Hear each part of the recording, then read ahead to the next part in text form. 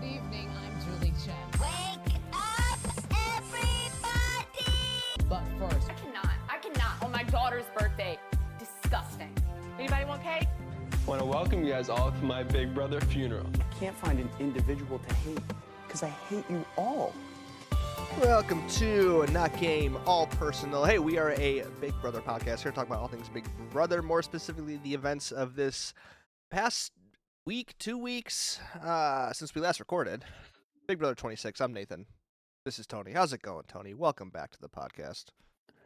It's going well. I'm happy to be here. Sorry, last week, once again, we missed an episode. That one was my fault. I know we promised we'd be back for the rest of the season. That one's on me. I'll wear that one. It's kind of impressive how we have been consistently every other week, though. Like, Yeah, there was part of me, I'm like, I do don't we just hate it. commit to that, you know? But then I saw it's the double eviction next week. I'm like, that might be important to get in. Yeah. I feel like early season we want to do every week, but I feel like other than double eviction night, end game, it's not too bad to do We'll every feel other. it out. Okay, the season is tampering off. Although I will say, I'm still liking the season. I Oh, don't yeah. think it has lost steam yet, which is No. a little shocking this late in the game. And it's because like even this week and last week less so, but this week, like I feel like there was a lot of question. Even going into today, it wasn't 100% set in stone who was going home, which just isn't common for this stage of Big Brother. And I was messaging with coworker Nick the other day. Wow, early we'll shout just out. Name drop him immediately. That might and, be like, the quickest this- coworker Nick shout out we've gotten. I mean, we are Yeah. less than 2 Hey. minutes into this. Amazing. Hey, look at us go.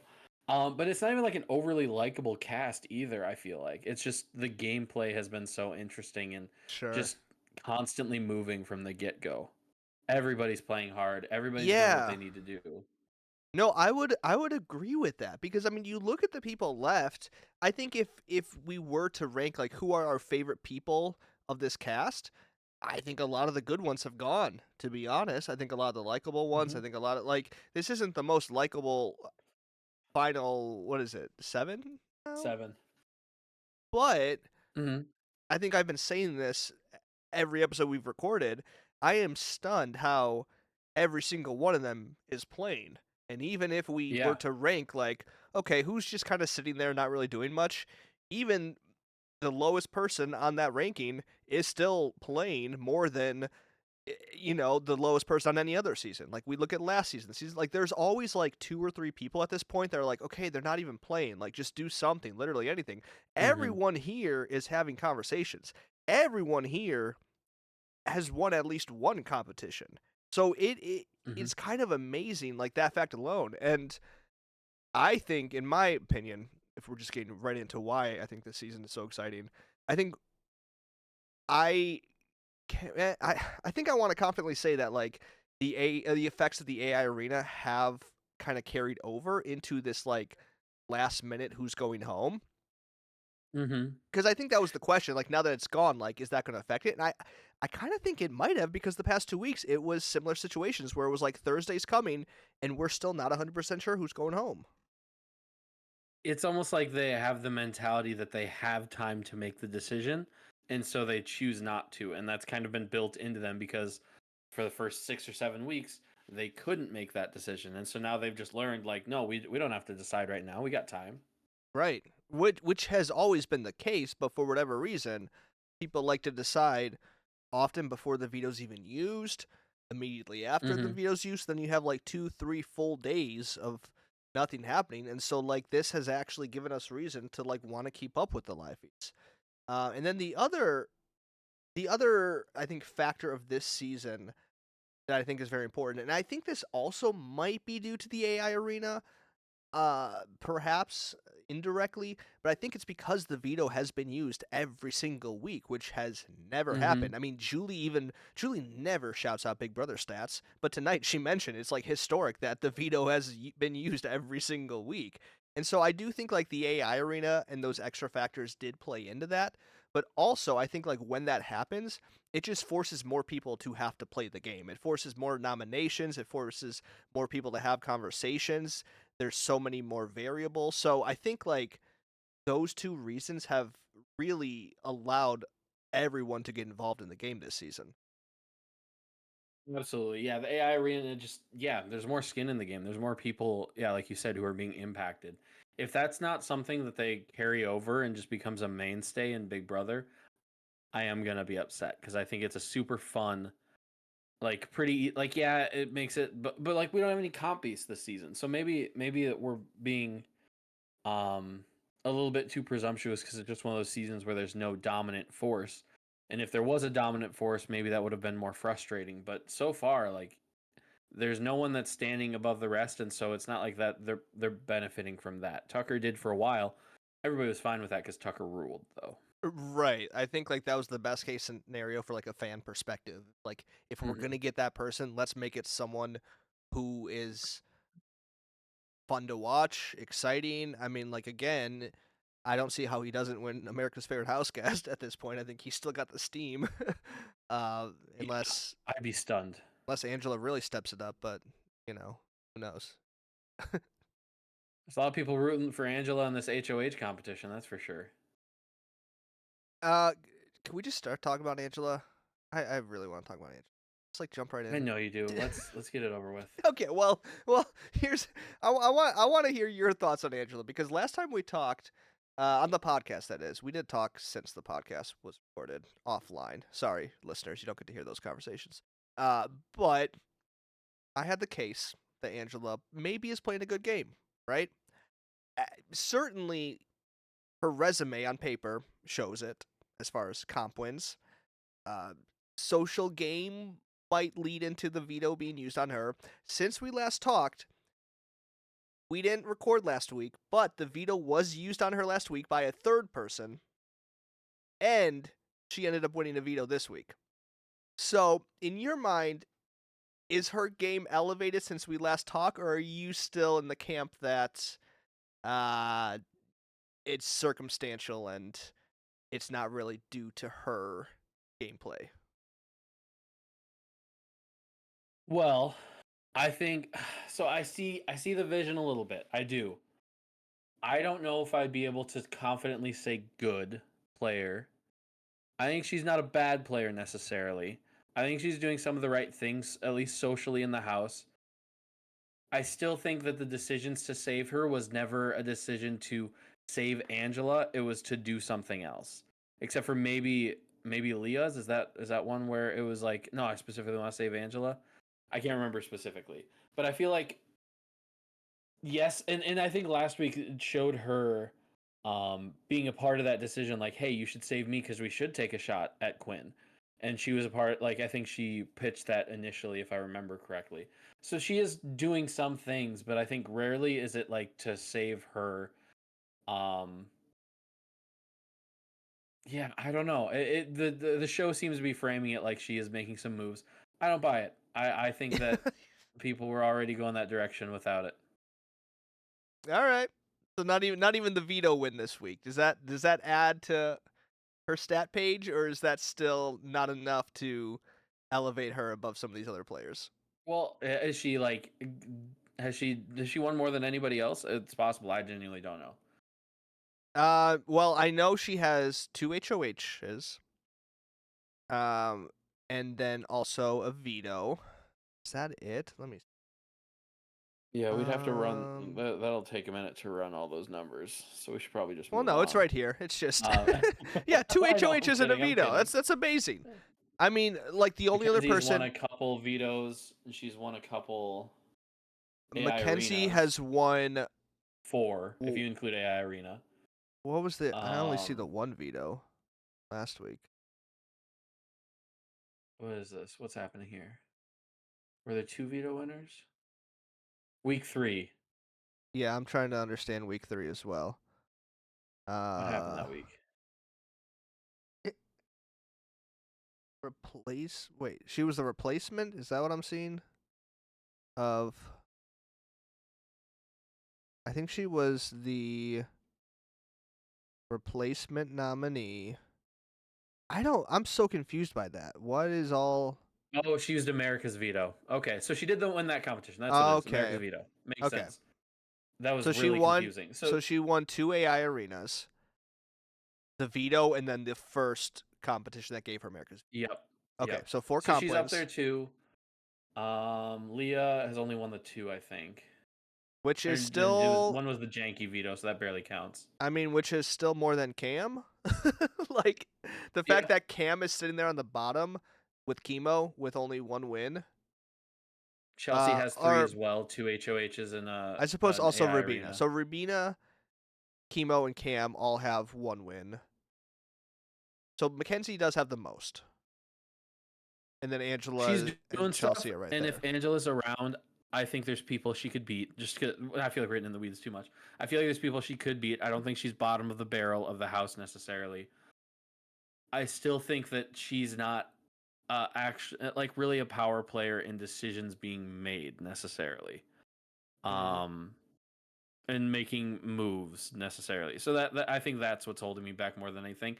Some of it, a lot of it feels unintentional to me, and so That's fair. I will say, I don't think I'm making the claim that she's going to win the season. I think there are a lot of people that will beat her. I don't know off the top of my head, and I don't really want to crunch all the numbers at this moment, like who she would beat.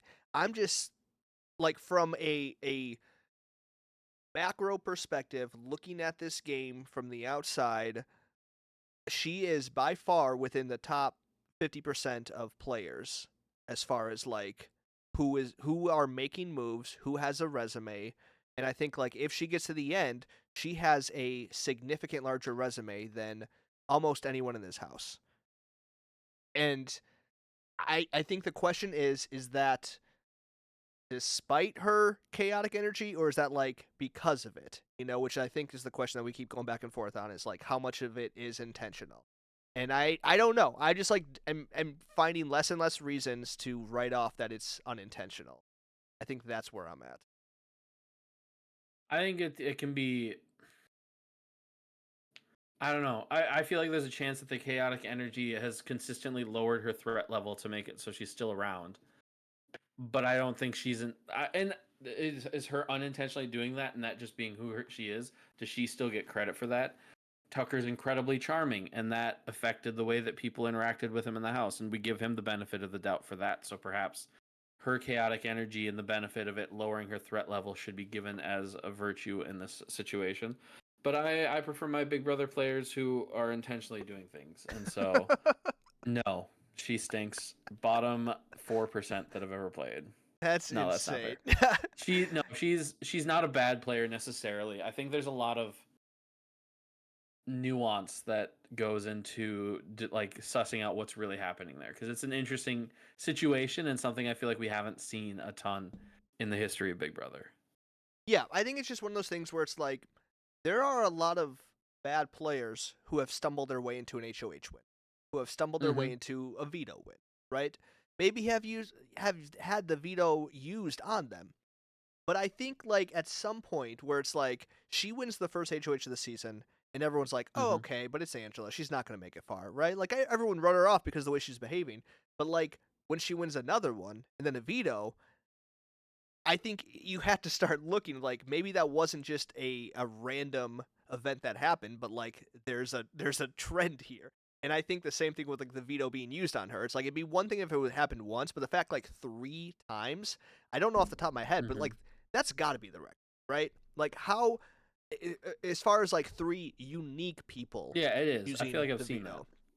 So like to me, I'm like I don't know what it is and I can't articulate what it is, but I'm just like there has to be a common denominator for why that keeps happening to her. Other than maybe people are just doing it because they know it's her and she's not a threat, which is also good gameplay.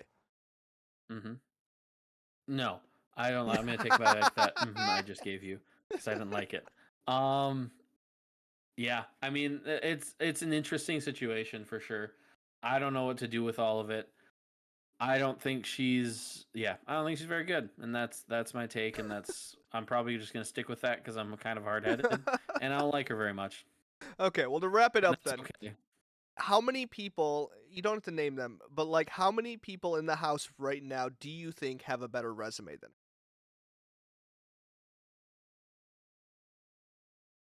her? Because I would say maybe 2 people have a better resume than I. Find better resume. However you want. I'll let you Like, does it define it. have to This be is Big like? Brother. No, I know, but like the Social, strategic, paper, if you're, comp like just wins. writing down like the amount of competition she's won, the amount of like, but there's more context that goes into some of these things. I think. How much has this? This isn't me changing the topic. How many times has Chemo had the veto used on him a couple times too? I believe twice. Did he have it used last This week? week.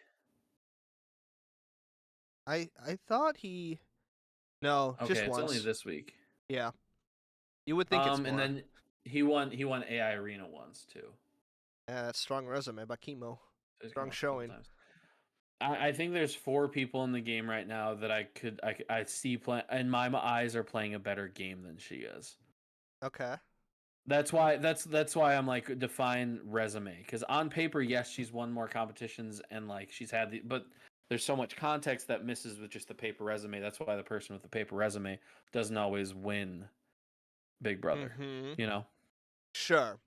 And this is a whole different conversation that I don't really want to get into, but I think I would just be curious then how you would describe strong game outside of resume.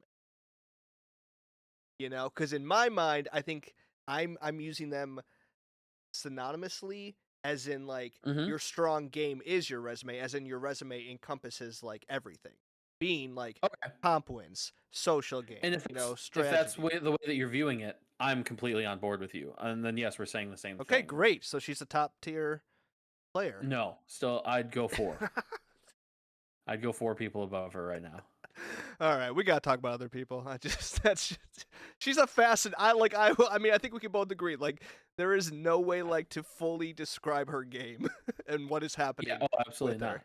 Like, if it was anyone Absolutely not. else, like she is supposed to be like the Felicia of this season, right? Who like Mhm. might win an HOH. You know, people keep her around, but like there's something else going on that I don't know if we know how to describe. I feel like Felicia won a bunch of comps too. She might have. I don't know.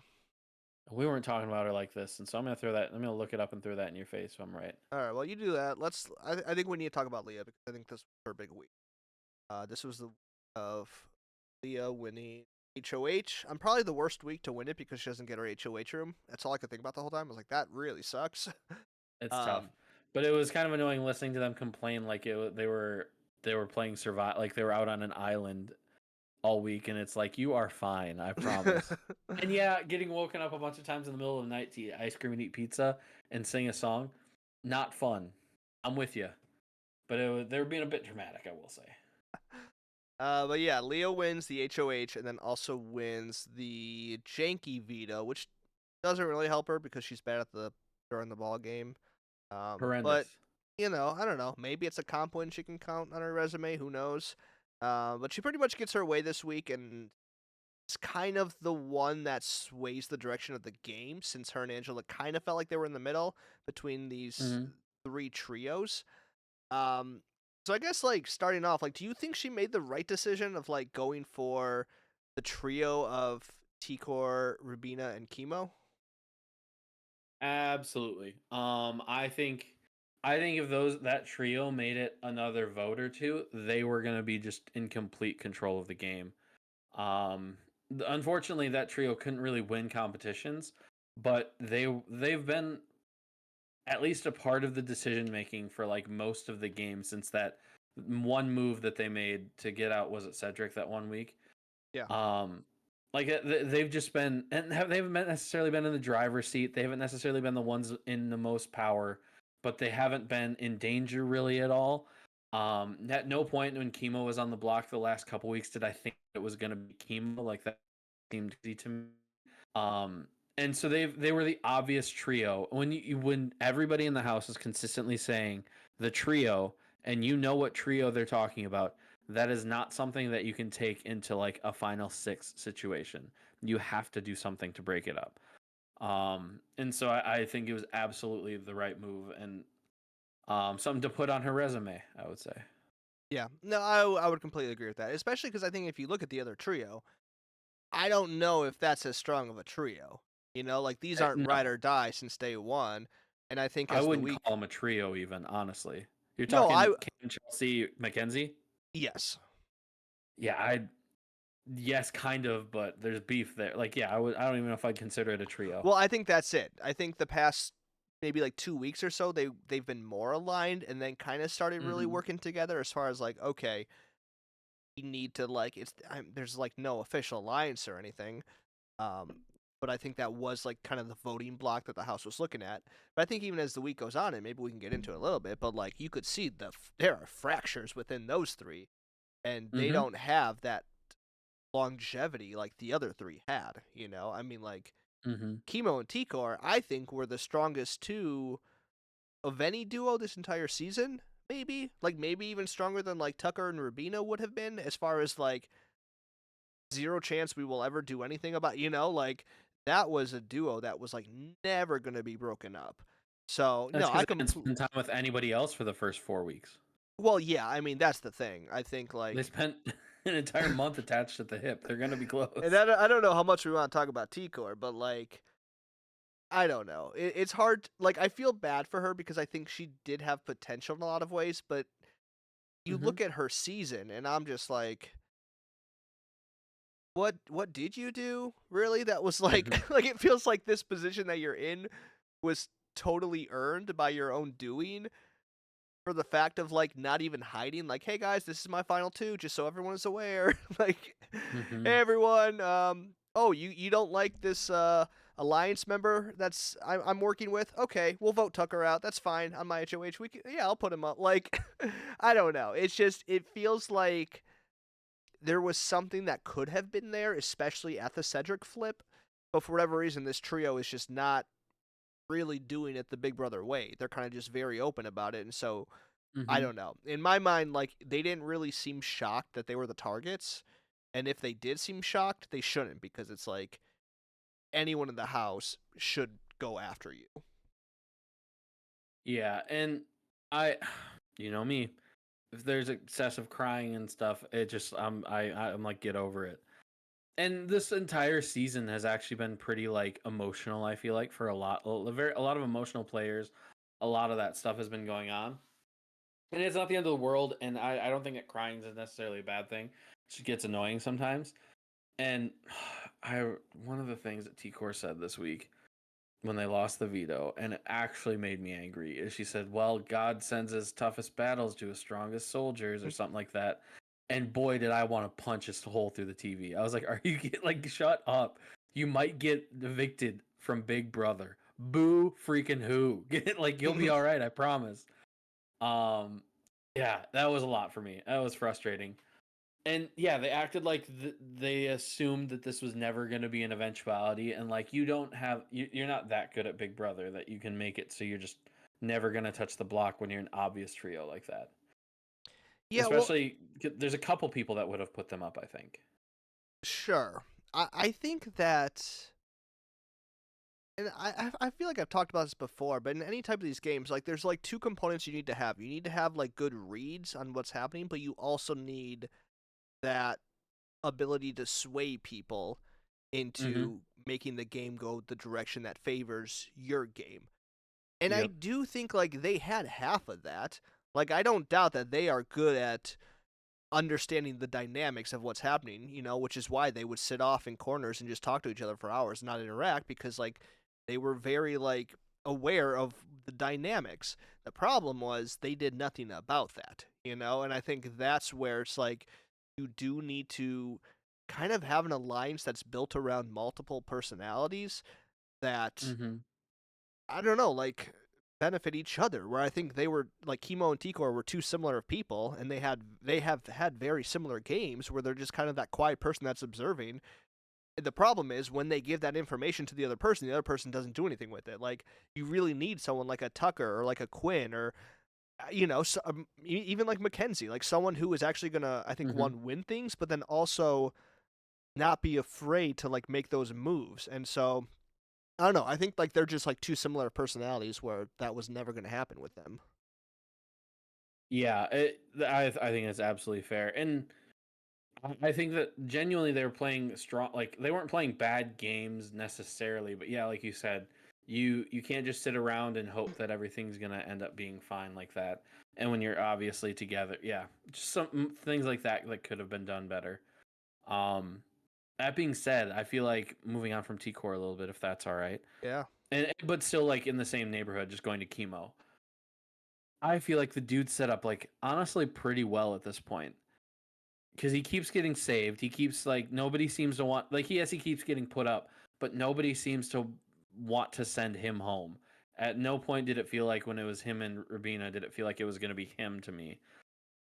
And now his Yeah. closest ally just left, which I've always said is the best thing that can happen to you in one of these games. It's going to be tough to get him out of the house, I think, because I think people adore him, and I don't. And he literally flipped a vote with his speech. We haven't seen that in a decade, and like that just doesn't happen. Right. And so there's something there that I think he's going to be a tough out for the rest of the house. Yeah, I completely agree. And I think especially like he still got Rubina, like she's still there, but I think their threat level diminishes drastically depending on who Mm-hmm. gets power. Which I am refreshing because I supposedly the live HOH was only supposed to be an hour, so I think we should be seeing something soon. I don't know, but depending who wins, like I think he could be good for another couple of weeks because I would assume that people would even get Rubina out before him. I don't know Mm-hmm. exactly why. I just feel like that is her like their perception of her is that she is a bigger threat than him. So I don't know. I think his position is pretty good. Now, like if he's sitting in the final two next to someone, does he have enough to like pull a jury? I don't know. I think he like probably needs another move or two to like really solidify like I had a strong game this season. But Mm-hmm. I think certainly after this week he is set up to make it decently far. I think I see a prediction here. I think that he's a very obvious third place player.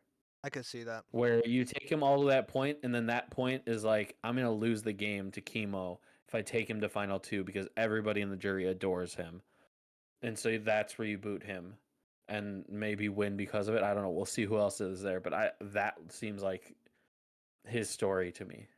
Sure. Yeah, and I mean even like Igor being one of the first in the jury, like usually those Mm-hmm. first few jury members have a lot of sway in the rest of them as they're coming in. But even like Mm-hmm. Quinn adored, you know? So Yeah. let's say Rubina doesn't make it to the final two, she's in the jury house. Like, I mean, that's you would assume an automatic 3 votes, and that's not even saying like Mackenzie or Angela, who were already like years over his speech when he was Mm-hmm. on the block. So yeah, I mean, I say that as I just said, I don't think he has a strong resume. Now I'm being swayed because I think the jury would vote his direction. I really do. I think that, but it's like all based on social capital. I think. I Mm-hmm. don't think there's a much more, and there's some like you said, there's some strategy mind in there, absolutely, but it's mostly people just love him, and so that's valuable in this game. It is, and so him still being in the house and not seeming to be a threat, it's gonna be a problem for everybody else. Um, Yeah. when it comes to Rubina, I feel like in my head I view Rubina as this good player, but as we're sitting here talking through it, I don't know that she's done anything. You have Like gone that's on a roller coaster with your opinions of Rubina this season, that's for sure. I have, and I don't know why. I think I thought there was gonna be something there, and now that I think about it, Well, you yeah, initially they started like kept not liking her at all and being like she's doing yeah. nothing. And then somewhere along the lines you're like, "Oh, I see potential." I was like, "Oh no, she's actually a stronger player than I thought." And now we're back to like she's just there. Has she done anything? Like, can you think of anything that she's done? I do give her credit the 2 times that she was on the block eviction night, Okay, including this week. okay, I do think hmm she had a lot to do with this week. Um, I think it's tough because it's not the like flashy moves where it's like this one person instigated this and then it this chain reaction that led to the vote flip.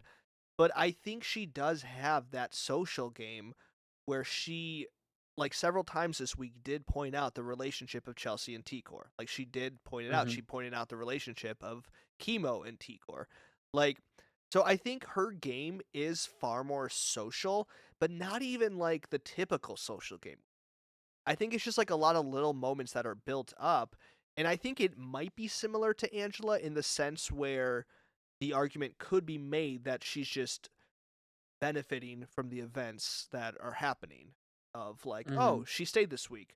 Was it because of her or someone else? And I think I don't know. It just depends on how you look at it. It depends on which conversations you think were the most important.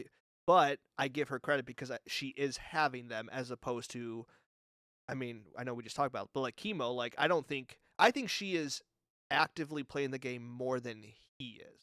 I'll say that. Or at least trying to. Now, is she successful? I don't know. She's still in the house, but like, I think she is having game conversations. Yeah, and all of these people are having game conversations. The only people I would accuse of not doing that are Cam and Leah before like 2 weeks ago. Sure. But yeah, I don't know. And now I'm back all in on her after you just said all of that about. No, I'm just kidding. I don't know. It's just as I look at it, it feels like T-Core and Chemo were doing most of the work, and she was just kind of there. And yes, I think this week she did do some stuff to make sure that she stayed. And there was some of that social capital, specifically with Angela, that made Angela want to keep her. But Angela just, I feel like she just does her own thing. She never knows what the house is doing. That's another thing. Like, nobody tells her what the plan is. And that, if that were Survivor, we would not respect that gameplay at all. Like, she just never knows what's going on. Anyways, moving on. We're done with Angela. I apologize. But yeah, Rubina is just kind of there. I'm interested to see her threat level. I kind of want her to win HOH to go back at Leah because I think that's fun. Yeah, I think I'm definitely rooting for. I think the most boring scenario would be honestly, probably Chelsea. I don't even know, like, cause I don't know if Mackenzie and Cam would be in the camp of like, we're gonna stick together as three. Like, they might do something interesting. But I think Chelsea would be the only one where it's like, there's a very obvious like, here are the people I'm gonna nominate. You know. I think anyone else, like, it could get a little more dicey. I agree. Yeah, Rubina HOH would be fun, though. I'd be down for that. I think, let's see, who do we want to go to next? Do we want to go to Chelsea? Let's talk about Chelsea. There's some stuff to talk about Chelsea. Yeah, I like Chelsea. I've been on the Chelsea train the entire season. Seeing her get super jealous about Cam is not fun. That just bums me out every time we get that side of Chelsea. I think she is playing a good game. I think she's navigated losing all of her allies and being on the bottom of the house for a while and created relationships with T-Core, somebody who was on a lot of power and protected her for a while. Like, I think she's navigated the house super well. But yeah, stuff like that is just frustrating and nobody enjoys seeing it. No, because especially it's like your game could drastically tank because of this. And it's because of nothing. Like, this is a nothing situation. Like, there's no reason for you to be acting like this over this.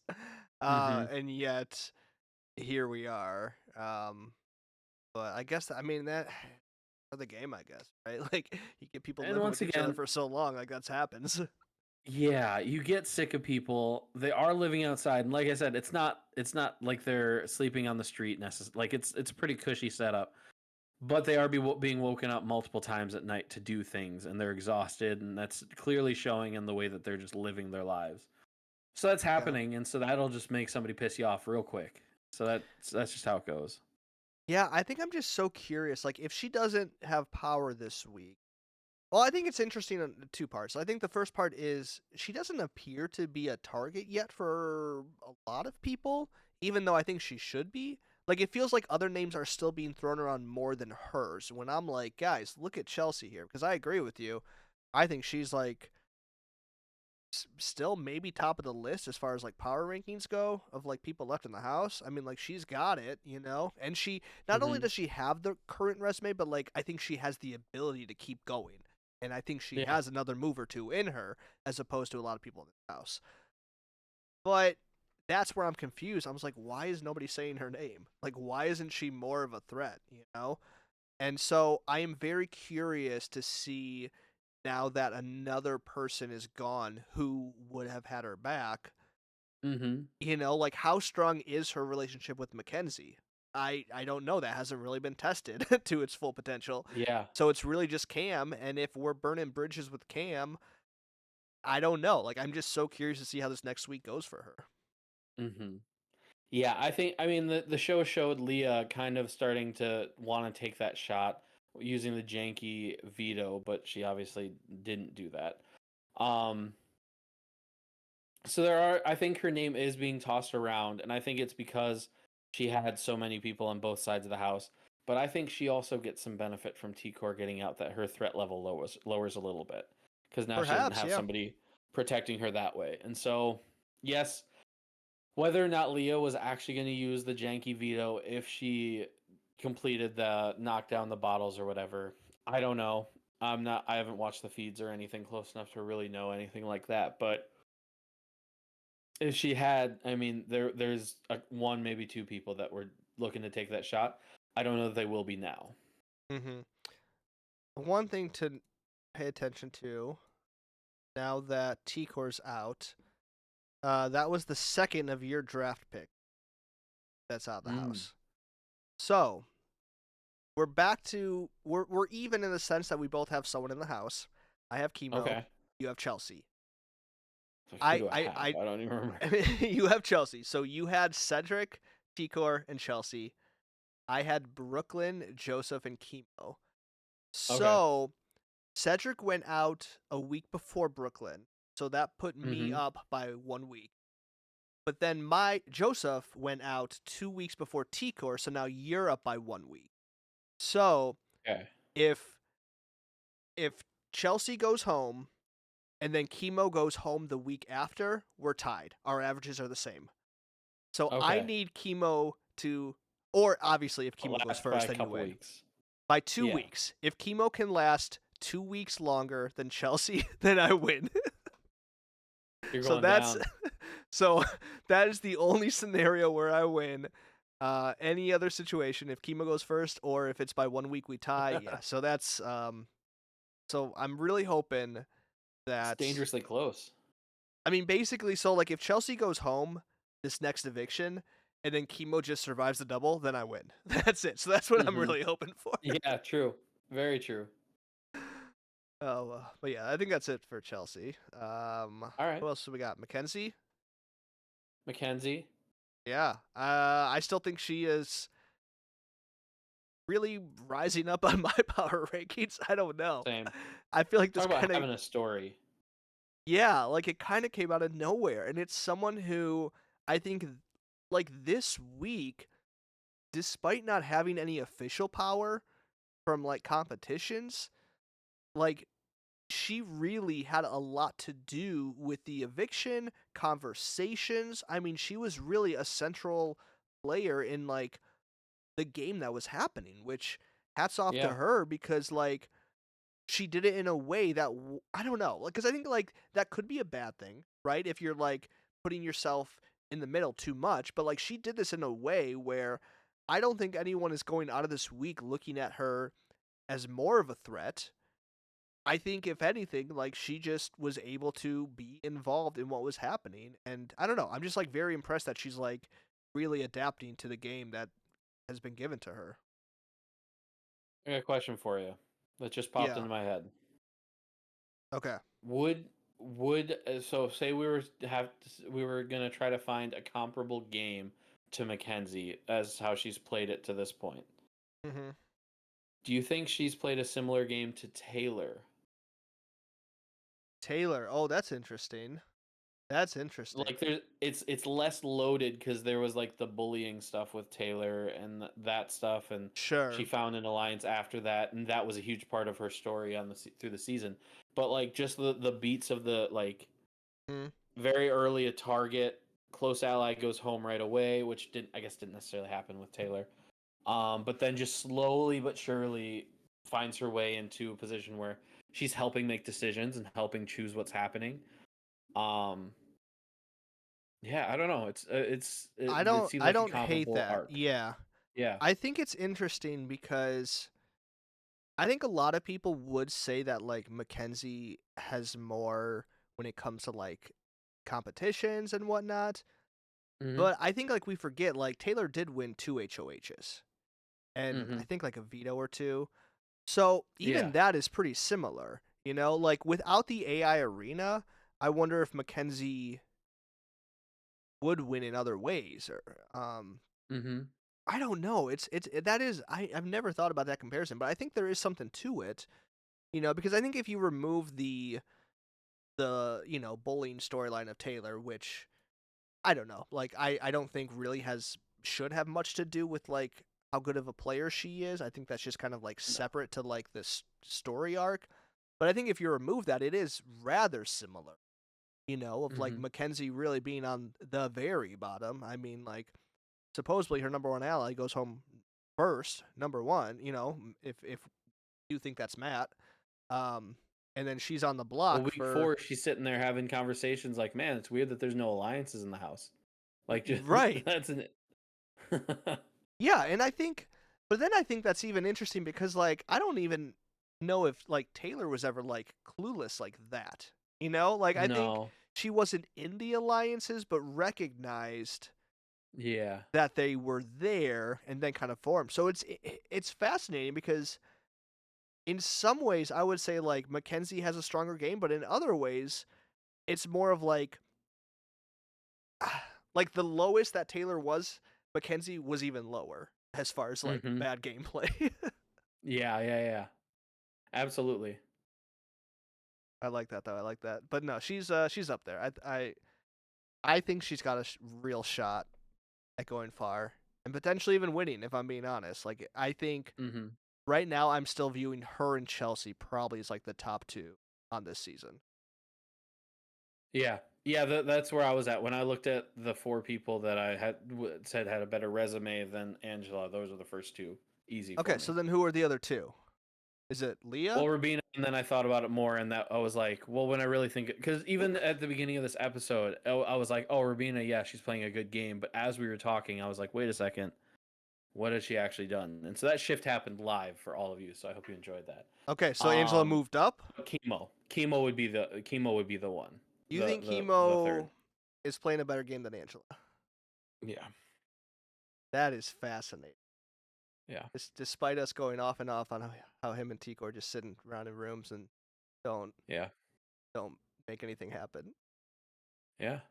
And That's like it's not even that's it's not even crazy the bit talk. I'm at this sorry. point. That's genuinely how I feel. I That's think if it's insane. I think if Angela versus Chemo in the final, I think Chemo takes it easily.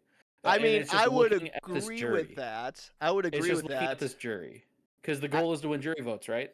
I know this is where you're using my logic against me. I know, and it's pissing you off, and I'm having So fun. if that, but up until that point, up until the jury vote, I like who would you vote for? Would you like if you were placing a vote, would you say like my vote is for Chemo because he played a better game than Angela? Ooh, Cuz I would I'm not gonna do plead the that. fifth. I'm gonna And plead the fifth. I'm going to say just in general, that's kind of the mindset I've been like operating under when everyone talks about like bitter juries of like they should have won. That's the phrasing I almost always think about is like instead of being like this person was robbed, it's more of like I would have voted for this person, you know? And I Hmm. think like when you say it like that, it really kind of forces you to be like, "Oh, okay, so it is just a game of votes, right?" So, I don't know. I think like if Kibo wins, I would be forced by my own rules to say he's the best player of the season, and I will say that. But I will also say that if it were up to me, I would vote Angela. All right. All right, there we go. I'm gonna refresh one more Uh, time to see if we got an HOH yep. yet. I don't have anything for Cam. I don't think I have any more. Excuse me, Leah. Yeah, no, I think we are. I think we really did a good job here. I'm not seeing it, but I don't think it's live yet. All right, well, unfortunately, we can't speculate. Anything else then? Before we wrap this one up? Quinn, it was annoying, but that doesn't mean that he didn't do things that were funny occasionally. Like the hidden immunity idol bit was funny. He threw together his speeches were entertaining. He's not my favorite player, and I think he tried way too hard. But like I didn't hate Quinn. I just wanted to say that Quinn was fun. And you mentioned Were there the like accusations reference about to- you hating Quinn? Yeah. Was that something you had to clear up? Yeah, I think it was important that I let the world know that. But you mentioned also the shout out to the random show that Jerry O'Connell was on, and that he was named after his character from that show or Sliders. whatever. Yeah, wild, very funny, just very funny to pull that out of nowhere at the end of your speech. Right, on like live TV, like that's just crazy that you just like know that off the top of your head. You're like, oh, I know what show this guy was on in the '90s. Which means it has to be true. He had to have been. And I would be all in for Jerry O'Connell to just be the host of Big Brother instead of Julie. Yeah, I'm I know down. it's probably a hot take, but I enjoy Jerry O'Connell. It's not a hot take for us. We've been anti-Julie for a long time now. You have Yep. been. You've swayed me. I've come around. I'm just like, I don't care. Mhm. When she started singing the Jankie song to me, He loved singing that Jankie song. I just turned to my wife and I'm like, this is embarrassing to watch. Like I'm watching this with my wife and I'm embarrassed to watch this in front of her. Like how do we ever recommend this show to anyone if this is what happens? It's impossible. So opposite take a little bit. I think it's hilarious that they made them sing that song over and over for an entire week. I think that is a hilarious, harmless bit to just torture these house guests. And I wish they had a new song every week. I'm all in on the song. All right. Well, do that. You can be all in on the song. I feel like there was one more thing I was gonna say about Quinn. Oh, it was announced this week that Dr. Will not be returning for the roundtable for the first time in Yep. 10 years. And I saw a very funny tweet that was like, not only does Quinn not get to meet Julie, he also doesn't get to meet Dr. Will. It's the worst season, just the worst situation for a superfan to be in is his exact position. I think he might be doing it this last time, isn't he? Maybe. I thought I saw that he wasn't coming back this season. Like that was the announcement. Oh, maybe. I don't know if it was super clear. All right, well, in that case, then the tweet is irrelevant. But I'm going to give it one more refresh. I've seen a couple see- tweets that have said different names, and so I think they're all just fake. I mean, the second the episode started, people were making graphics of it. So I don't believe that one bit. All right. Well, you know where to find more episodes. We're on Spotify, Apple Podcasts, anywhere listen to podcasts. Follow us on Instagram, Twitter, TikTok, YouTube at NGAPpod, at NGAPpod. I'm Nathan. This is Tony, and we will see you next week for Double Eviction. Shout out on my dogs at the crib.